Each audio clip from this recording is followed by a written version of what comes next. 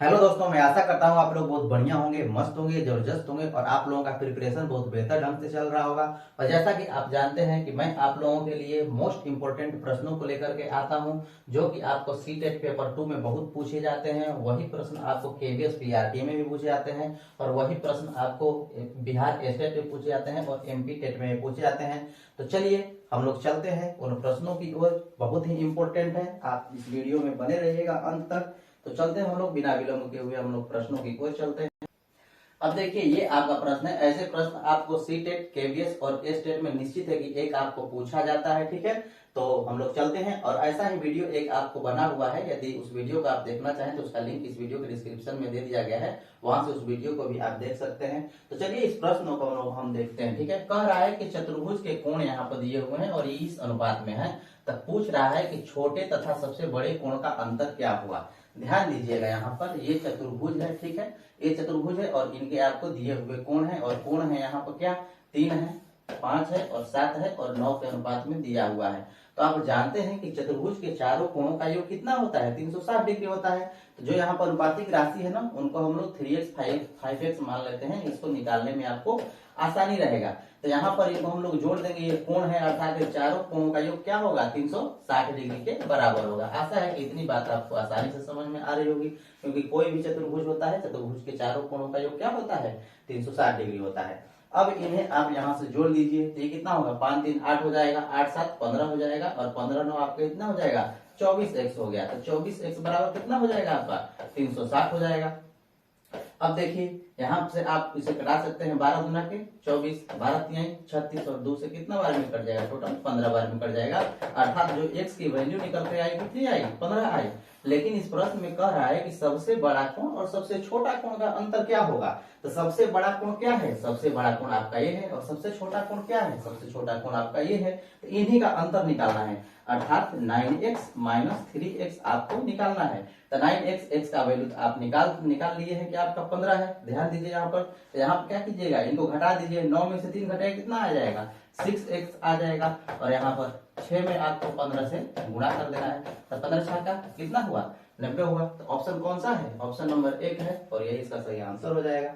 आशा है कि ये आपको बहुत ही आसानी से समझ में आ गया होगा। अभी जाइएगा नहीं कहीं, अभी आपको बहुत ही महत्वपूर्ण प्रश्न मिलने वाले हैं। चलिए अगले प्रश्न की ओर चलते हैं। अब देखिए, ये आपका प्रश्न, ऐसे प्रश्न भी आपको खूब पूछे जाते हैं। कह रहा है कि किसी त्रिभुज का परिमाप आपको 12 सेंटीमीटर दिया हुआ है। ये आपका कोई त्रिभुज है, ठीक है। ये आपको त्रिभुज है, इसकी भुजा मान लीजिए कि ABC है। तो इसका परिमाप कह रहा है 12 है, अर्थात A + B + C बराबर क्या है, आपको 12 है। आशा है कि इतनी बात आपको समझ में आ रही है। यहाँ कह रहा है कि यदि इसकी सभी भुजाओं की लंबाइयां सेंटीमीटर पूर्णांकों में हो तो इस प्रकार कितने विभिन्न त्रिभुज संभव है। यहाँ पर वो पूछ रहा है कि इसमें जो इसका परिमाप है ना, 12 सेंटीमीटर परिमाप में कितने आपको त्रिभुज संभव है, यहाँ पे ये पूछ रहा है। तो एक बात तो आप जानते हैं कि कोई भी त्रिभुज, दुनिया का कोई भी त्रिभुज हो, उसकी 2 भुजाओं का योग हमेशा तीसरी भुजा से क्या होती है, बड़ी होती है। 2 भुजाओं का योग हमेशा तीसरी भुजा से बड़ी होती है। तो यहाँ से आपको यही कंक्लूजन है और इसी कंक्लूजन से आपको सभी आपको निकालना है, इनमें से कौन से संभव हो सकते हैं प्रकार त्रिभुज के। तो यहाँ ध्यान दीजिए, यहाँ यदि त्रिभुज यहाँ पर A B और C है, इनकी भुजाओं की ही बात है। यदि हम भुजा यहाँ पर ध्यान दीजिए, यहाँ पर 3 लेते हैं, यहाँ 5 लेते हैं, यहाँ 5 लेते हैं, तो क्या ये त्रिभुज बनेगा। ये 3 है, ये 5 है, ये 5 है, तो 5 5 10 3 13 हो जाएगा। लेकिन हमको चाहिए क्या, सिर्फ 12 परिमाप का चाहिए। इसका परिमाप क्या हो जा रहा है, 12 से अधिक हो जा रहा है। तो ये आपका क्या होगा, ये संभव नहीं होगा, ये जो है ये संभव नहीं होगा। तो हम लोग क्या लेंगे, देखिए यदि हम 2 लेते हैं, 5 लेते हैं और 5 लेते हैं, तो इससे क्या त्रिभुज संभव है, संभव है। इनका परिमाप जोड़िएगा तो क्या आएगा, 12 आएगा। लेकिन एक चीज इसमें और भी आपको देखना है कि 2 भुजाओं का योग हमेशा तीसरी भुजा से बड़ी होनी चाहिए।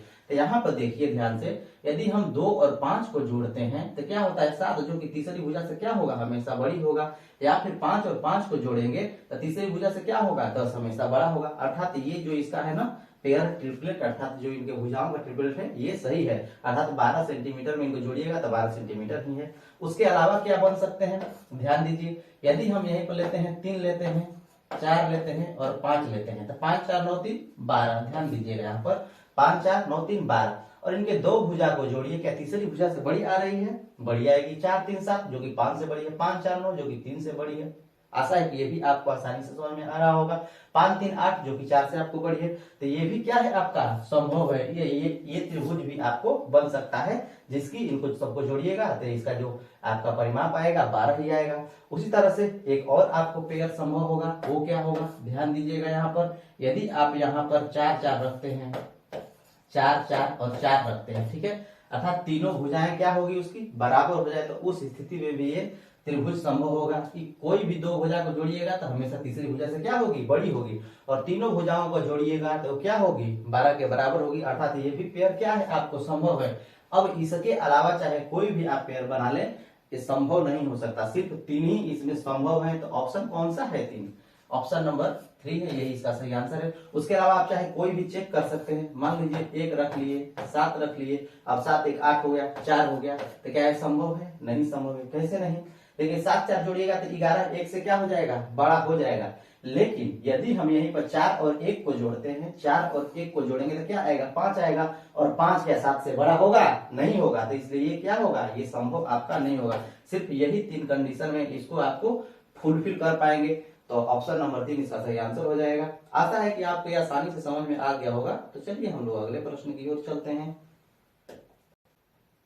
अब देखिए ये आपका प्रश्न, ऐसे प्रश्न भी आपको बार बार पूछे जाते हैं। यहाँ पर ध्यान से देखिए क्या कर रहा है कि एक घनाभाकार आपका गोदाम है, और यहाँ पर आपको कह रहा है कि कितने घनाभाकार डिब्बे आपको इसमें रखे जा सकते हैं, जिसकी साइज आपको यहाँ पर दी हुई है, और जो गोदाम की साइज है वो आपकी यहाँ पर है। कह रहा है कि इस तरह से घनाभ के आकार का कोई गोदाम है, ठीक है, इस तरह से कोई घनाभ के आकार का गोदाम है, और इसमें डिब्बे रखे जाते हैं छोटे घनाभ के आकार के, और वो कहे जा रहे हैं कि इसमें कितने ऐसे ऐसे डिब्बे इसमें आ सकते हैं। तो जो इसका आयतन है और इसका आयतन, यदि इसके आयतन में इसके आयतन से भाग देते हैं तो आसानी से पता चल जाएगा कि इसमें कितने ऐसे ऐसे बॉक्स आएंगे। बस यही आपको काम करना है, आसानी से निकाल सकते हैं। यदि निकालना चाहें तो बॉक्स की संख्या आप आसानी से निकाल सकते हैं, ठीक है। तो बॉक्स की संख्या बराबर क्या हो जाएगा? अर्थात तो जो बड़ा जो घनाभाकार है गोदाम, उसका आपको आयतन, तो ये क्या है आपका 56 मीटर है, गुना 42 मीटर है, और आपका 10 मीटर है, ठीक है। और नीचे आपको दिया हुआ है 2.8 मीटर,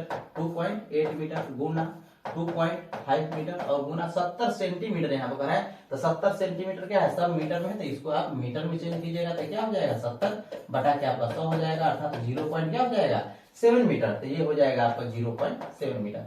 आशा है कि आपको इतनी आसानी से ये बात समझ में आ गई होगी। अब आपको कुछ नहीं करना है, बस इसे आप या तो कैंसिल करा सकते हैं या फिर आप दशमलव को हटा सकते हैं। तो ध्यान दीजिएगा यहाँ पर जितने दशमलव है तो ऊपर क्या हो जाएंगे? उतने 0 हो जाएंगे, अर्थात ये हो जाएगा आपका 56 गुना 42 गुना 10 गुना 3 दशमलव वाले यहाँ पे तो 3 शून्य ऊपर रख दीजिए, ठीक है। और बटा में आपको ये हो जाएगा 28, ठीक है, गुना 25 और गुना 7 हो जाएगा। और इसे आप कैंसिल करा सकते हैं, कैंसिल करा करके देखिए, ध्यान दीजिएगा ये 28 गुना के 56 हो जाएगा 2 बार में। उसी तरह से ये देखिए, ध्यान दीजिए, यहाँ पर इस 25 से इसको कर दीजिए, 25 चौके 100 40 बार में कट जाएगा। और यहाँ पर देखिए 7 छक्के 42 हो जाएगा। ये 10 नहीं कटा है, 10 नहीं कटा है, 10 जो का त्यों है, ठीक है। तो यहाँ से आप इसे कैलकुलेट कर सकते हैं। कैसे कैलकुलेट कीजिएगा? देखिए ध्यान से, यहाँ पर 6 दुना के 12 और बर चौके, ध्यान दीजिएगा, यहाँ पर बर चौक क्या हो जाएगा? 48 हो जाएगा। और इसमें जीरो कितने हैं? ध्यान दीजिए, यहाँ पर एक जीरो है और यहाँ पर एक जीरो है, तो 2 जीरो क्या हो जाएगा? इसके ऊपर लग जाएगा। तो 4800 कौन सा है? 4800 ऑप्शन नंबर 4 है, और यही इसका सही आंसर हो जाएगा। अर्थात जो ये बड़े घनाभाकार जो आपका गोदाम है उसमें 4800 ऐसे छोटे बॉक्स आएंगे। तो आशा है कि ये भी आपको आसानी समझ में आ गया है। तो चलिए हम लोग अगले प्रश्न की ओर चलते हैं। अब देखिए, जैसे ये आपका प्रश्न, ऐसे प्रश्न भी आपको बार बार पूछे जाते हैं, इसको ध्यान से देखिए। कह रहा है कि त्रिभुज एबीसी है और एडीबी है का उभयनिष्ठ आधार एबी है। ध्यान दीजिए, इन दोनों में एक ऐसा आधार है जो कि दोनों में आपको है, और यहाँ पर त्रिभुज एबीसी और एडीबी है। आगे कह रहा है कि एबी के एक ही ओर आपको डीए लंब है एबी के। जो डीए है ना, यहाँ पर ये रेखा हो गई एबी, तो जो डीए है लंब है, जो डीए है ये आपका यहाँ पर लंब है। और यहाँ पर कह रहा है कि जो सीबी है एबी पर लंब है, इसी एबी पर सीबी आपको, इसी एबी पर आपको सीबी भी लंब है, अर्थात जो ये सी है वो आपको लंब है इसी एबी पर, ठीक है। अब देखिए, यहाँ से आपको ये त्रिभुज बनता है, इससे भी आपको ये त्रिभुज बनता है।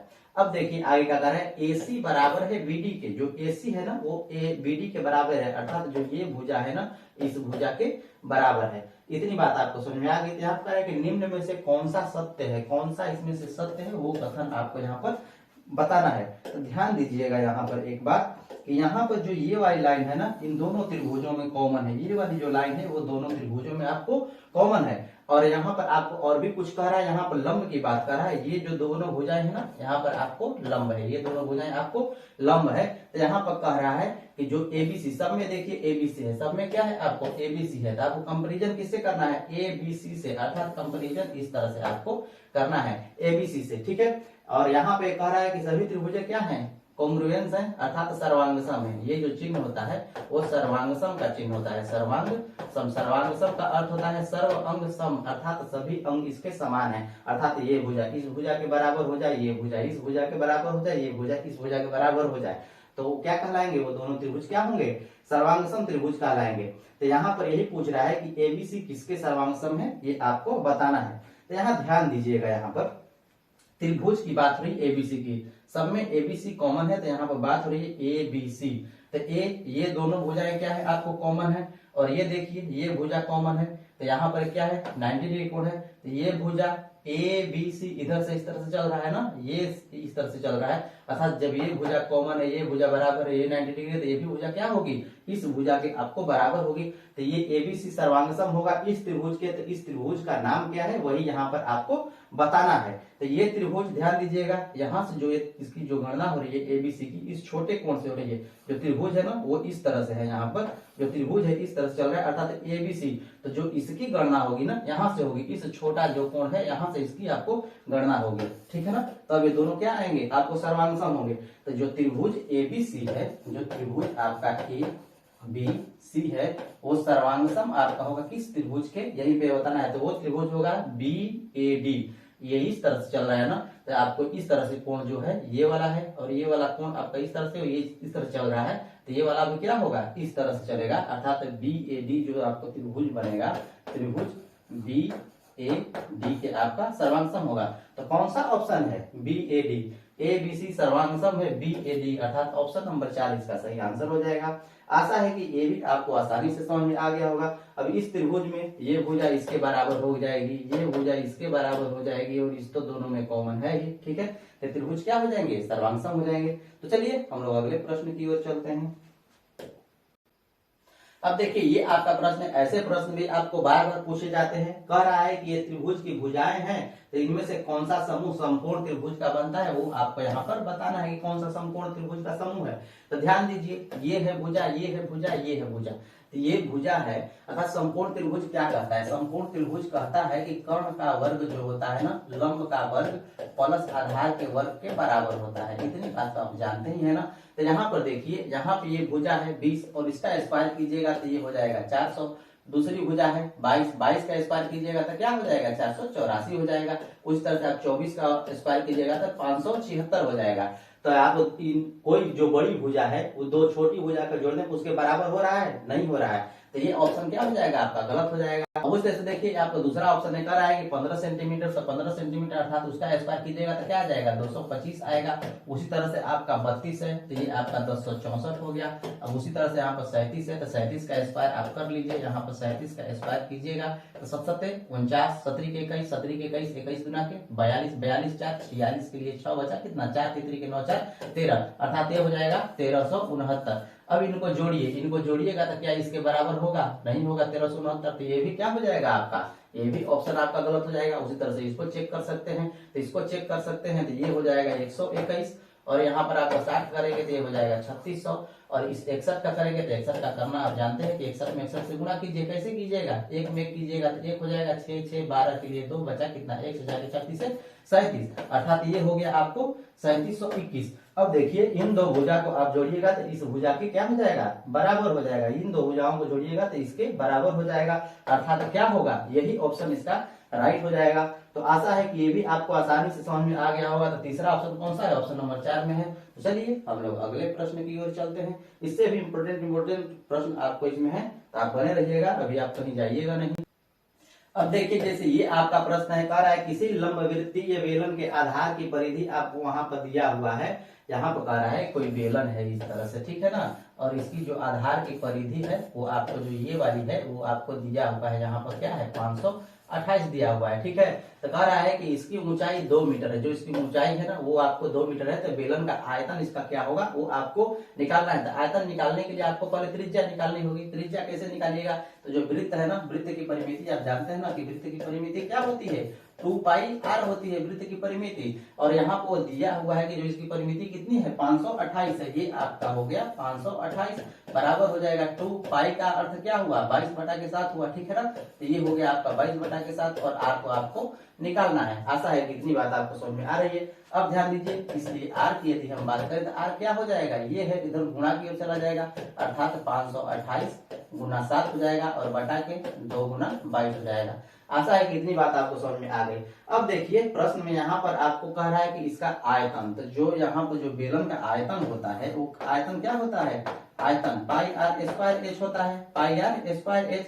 अब ध्यान दीजिए यहाँ पर पाई आर स्क्वायर एच, तो पाई क्या होगा 22 बटा के 7 हो जाएगा, और यहाँ पर आर, आर तो आप निकाल चुके हैं, यहाँ पर क्या है 528 गुना 7 गुना 528, ठीक है, गुना 7 और बटा के आपको जो है 2 गुना 22, 2 गुना 22, 2 गुना आपको 22 हो जाएगा और 2 गुना आपका 22 हो जाएगा। तो पाई आर स्क्वायर हो गया ना, आर स्क्वायर हो गया। अब एच, एच आपको निकालना है, एच तो आपको दिया ही हुआ है कि ये आपको 2 है, तो 2 से आप गुणा करा दीजिए। अब इसी को आपको कैंसिल कराना है, तो कैंसिल कराइए। ध्यान दीजिए यहाँ से देखिए 22 से 22 क्या हो जाएगा, कैंसिल हो जाएगा, 7 से 7 आपका कैंसिल हो जाएगा, और इस 2 से आपका ये 2 आपको कैंसिल हो जाएगा। तो यहाँ बचा क्या, यही बचा ना। अब इसे आप कैंसिल करा सकते हैं। ध्यान दीजिए इस 22 से आप यदि इसे कैंसिल कराते हैं तो कितना आएगा, 22 गुना के 44 हो जाएगा। तो बचा कितना 8, अर्थात 22 चौके 88 हो गया। तो इस 22 से आपको ये 24 बार में कट गया। उसी तरह से इससे कैंसिल करेंगे तो ये आपको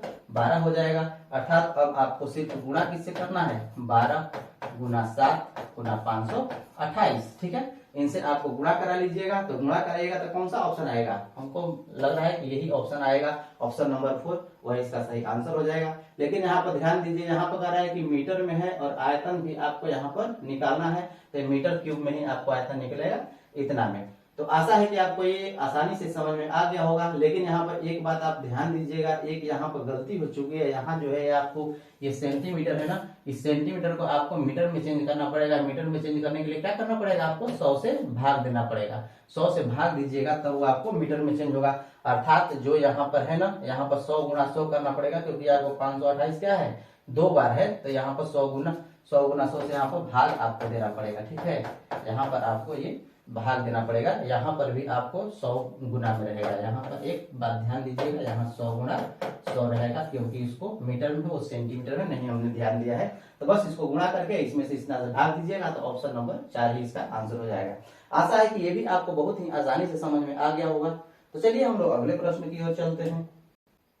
अब देखिए ये आपका प्रश्न बहुत महत्वपूर्ण है, अभी आपको बहुत बार पूछा जाता है सभी एग्जामों में। यहाँ देखिए कह रहा है कि किसी चतुर्भुज का जो क्षेत्रफल है आपको यहाँ पर दिया हुआ है। ध्यान दीजिए कोई चतुर्भुज है इस तरह का, ठीक है, यहाँ पर कोई चतुर्भुज है और उसका क्षेत्रफल आपको दिया हुआ है कि 227.2 है। और आगे कह रहा है कि इसके एक विकर्ण पर जो है, इसका एक विकर्ण है ना, उस पर सम्मुख शीर्षों से डाले गए लंबों की लंबाई है। यहाँ पर क्या है, इन पर लंब डाले गए हैं, इन पर क्या किए गए हैं, लंब डाले गए हैं। और इनकी लंबाई दिया हुआ है कि लंबाई 7.2 है और ये 8.8 है। आगे कह रहा है कि इस विकर्ण की लंबाई क्या है। अब इसी विकर्ण की लंबाई के बारे में पूछ दिया कि इस विकर्ण की लंबाई क्या है। तो ध्यान दीजिए जो इसका पूरा क्षेत्रफल है ना, जो चतुर्भुज का क्षेत्रफल है वो आपको है यहाँ पर। और यहाँ पर यदि 2 त्रिभुजों की बात करें तो त्रिभुज का क्षेत्रफल यदि जोड़ेंगे तो इस पूरे चतुर्भुज का क्षेत्रफल हो जाएगा ना। तो वही काम आपको करना है। यहाँ पर चतुर्भुज की क्षेत्रफल की यदि हम बात करें, चतुर्भुज की क्षेत्रफल अर्थात 2 त्रिभुजों का क्षेत्रफल। तो 2 त्रिभुजों का क्षेत्रफल क्या है 1/2 आधार गुणा शीर्ष लंब। तो आधार क्या है, यदि हम मान लेते हैं ये ए हो गया, ये बी हो गया, ये सी हो गया, ये डी हो गया, तो इन दोनों त्रिभुजों का आधार क्या है, बीडी है। दोनों त्रिभुजों का आधार क्या है, बीडी है। तो आधार BD गुना क्या हो जाएगा शीर्षलम। शीर्षलम क्या है, एक के लिए 7.2 हो जाएगा और दूसरे के लिए क्या हो जाएगा 8.8 हो जाएगा, लेकिन यहाँ पर आधार दोनों के लिए क्या होगा सेम होगा, तो ये हो जाएगा BD और गुना 8.8। आशा है कि इतनी बात आपको आसानी से समझ में आ रही है। अब कुछ नहीं करना है, कैलकुलेशन को आसान करने के लिए क्या कीजिएगा, यहाँ पर जो चतुर्भुज का क्षेत्रफल दिया हुआ है इसे लिख लीजिए। आपको ये 227.2 है। ये क्या है, इधर ध्यान दीजिए, इसे हम लोग चाहे तो कॉमन भी ले सकते हैं, तो कॉमन लीजिएगा 1/2 और इधर क्या कीजिएगा, इधर भाग में होगा तो इधर क्या आ जाएगा गुणा में हो जाएगा, तो ये 2 से गुणा हो जाएगा। ठीक है, अब इसमें देखिए दोनों क्या है BD है और ये भी क्या है BD है, दोनों BD है, तो दोनों क्या होंगे जुट जाएंगे, तो ये 7.2 है और ये 8.8 है, तो कितना होगा 9 7 16 हो जाएगा, अर्थात 16 BD हो गया। आशा है कि इतनी बात आपको समझ में आ रही है। इसलिए यदि हम BD की बात करें, BD की बात करें तो BD कितना हो जाएगा, BD कितना हो जाएगा, तो BD बराबर 16 गुणा में है तो इधर आकर के भाग में आ जाएगा, अर्थात 227.2 गुना 2 भागा क्या हो जाएगा आपका 16 हो जाएगा। अब यहाँ से इसे काट सकते हैं 8 बार में और इसे आप इसमें भाग दे सकते हैं आसानी से, इसे भाग दे दीजिए तो 8 गुना के 16 2 बार में जाएगा। ठीक है, यहाँ बचा क्या, यहाँ पर बचा आपको 6 और यहाँ पर आ जाएगा 7। ठीक है, अर्थात ये हो गया आपका 67। अब 8 से कितनी बार में जाएगा, यहाँ पर 8 से कितने, तो 8 अठैयम 64। अब बचा कितना 3, अब 3 क्या होगा, फिर पूर्ण 2 है तो आपको पॉइंट है तो पॉइंट लगा देना है, तो क्या हो जाएगा 32, अर्थात 8 चौके 32, अर्थात 24.4 होगा। 24.4 कौन सा होगा 28.4, 28.4 ऑप्शन नंबर 3 है और यही इसका सही आंसर है। तो आशा है कि ये भी आपको बहुत ही आसानी समझ में आ गया होगा, इसमें कोई कंफ्यूजन नहीं होना चाहिए। तो चलिए हम लोग अगले प्रश्न की ओर चलते हैं। अब देखिए ये आपका प्रश्न ऐसे आसान प्रश्न में एक निश्चित है कि 2-4 आपको पूछे नहीं जाते हैं, नहीं पूछेगा तो कट ऑफ कैसे आप पार कीजिएगा। यहाँ ध्यान दीजिए, यहाँ इससे क्या करना है, आपको गुणा कराना है और कैलकुलेट कर देना है, आपका वैल्यू निकल जाएगा। गुणा कीजिएगा तो 5 से क्या हो जाएगा 15x हो जाएगा, 5 चौके 20 हो जाएगा। उस तरह से यहाँ पर अगर गुणा कीजिएगा तो 8 के 48x हो जाएगा और यहाँ पर जो माइनस है तो अंदर भी आपका माइनस हो जाएगा, 8 से क्या होगा 56 हो जाएगा, बराबर 9x माइनस 8 है। ठीक है, अब यहाँ से x का वैल्यू निकाल करके इसमें आपको पुट कर देना है। x का वैल्यू निकालिए, देखिए माइनस 48 है वो उधर 9x है, तो इसको क्या कीजिए उधर लेकर के जाइए, इसको उधर लेकर जाइए, 8 को इधर लेकर जाइए, तो यहाँ जो 48 है ना ये क्या होगा उधर जाएगा तो आपको प्लस में हो जाएगा। उससे पहले ये जो 15x है इसमें से आप घटा दीजिए तो आपको 33 हो जाएगा और 33 9 कितना होगा 41x हो गया। आशा है कि इतनी बात आपको समझ में आ रही है। अब 41x हो गया तो यहाँ पर क्या है माइनस 56 है, ये 20 है तो इससे घटेगा तो माइनस 36 हो जाएगा और ये जो माइनस 8 है ना इधर आएगा तो प्लस 8 हो जाएगा और माइनस 36 में 8 क्या होगा जुटेगा तो कितना हो जाएगा माइनस 28 हो जाएगा। आशा है कि इतनी बात आपको समझ में आ रही है। अब x बराबर बात करें तो क्या हो जाएगा 28 और बटा के आपका 41 हो जाएगा। 28 बटा के 41 ये आपको कट रहा है, ध्यान दीजिए यहाँ पे 41 ही होगा या फिर कुछ और होगा। यहाँ पे ध्यान दीजिए ये 48 है, 48 में से 15 को आप निकालेंगे तो आपका होगा 33। अब जब 33 होगा यहाँ पर तो 33 होगा तो 33 जा करके उधर जुट जाएगा तो 33 और 9 आपका हो जाएगा 42, 41 नहीं बल्कि 42 यहाँ पर होगा तो ये हो जाएगा 42। 7 के 42 हो जाएगा यहाँ पर और 7 के 28, अर्थात क्या हुआ 2 बटा के 3, पुनः ये कट जाएगा, ये हो जाएगा 2 और ये हो जाएगा 3, अर्थात माइनस 2 बटा के। परंतु आपको यहाँ पर इस ये तो आंसर होगा नहीं, आपको यहाँ पर x का वैल्यू पुट करना है तो x का वैल्यू पुट कीजिए, जो आएगा वही उसका आंसर हो जाएगा। वहां पर उसका वैल्यू पुट कीजिएगा तो स्क्वायर है तो प्लस हो जाएगा, अर्थात 4 बटा के 9 हो जाएगा। यहाँ पर माइनस है और माइनस से गुणा होगा तो प्लस हो जाएगा, तो ये हो जाएगा आपको 4 बटा के 3 हो जाएगा और यहाँ पर प्लस 1 है तो प्लस 1 कर दीजिए, एलसीएम लीजिएगा तो इसका 9 एलसीएम हो जाएगा, ये हो जाएगा 4, ये हो जाएगा आपका 12 और ये हो जाएगा आपका 9। आशा है कि इतनी बात आपको समझ में आ रही है। इसे जोड़ दीजिएगा तो कितना हो जाएगा, ये आपका 21 हो जाएगा और 4 25 बटा के 9 हो जाएगा। तो ऑप्शन देखिए 25 बटा के 9 कौन सा ऑप्शन है, 25 बटा के 9 ऑप्शन नंबर 1 है और यही इसका सही आंसर हो जाएगा। आशा है कि ये भी आपको आसानी समझ में आ गया होगा। तो चलिए अगले प्रश्न की ओर चलते हैं।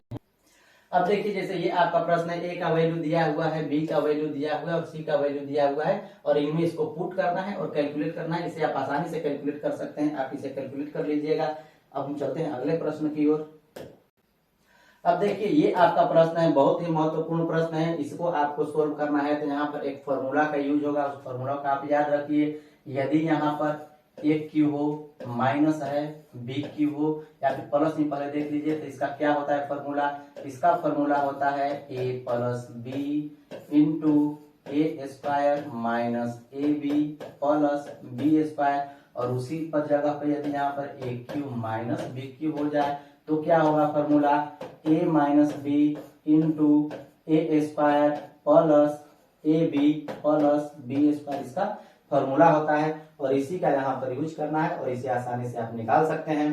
तो ध्यान दीजिएगा यहाँ पर ये क्या है, ये इतना टर्म, यहाँ पे ये इतना टर्म है, पुनः ये माइनस है, मतलब यहाँ तक आपको पूरा क्वेश्चन है और ये आपका ऑप्शन है। तो ध्यान दीजिए यहाँ पर ये है माइनस में और यहाँ पर प्लस है, ध्यान दीजिए ये है माइनस है, यहाँ पर प्लस है, तो ये कौन सा फॉर्मूला होगा, ए क्यू माइनस बी क्यू, अर्थात ये ए की जगह पर एक्स है और बी की जगह पर क्या है, वाई है। तो इसको हम लोग डायरेक्ट यहाँ पर लिख सकते हैं ना, क्या लिख सकते हैं, एक्स क्यू, और यहाँ पर देखिए माइनस है तो माइनस वाला फॉर्मूला अर्थात माइनस वाई क्यू हो गया।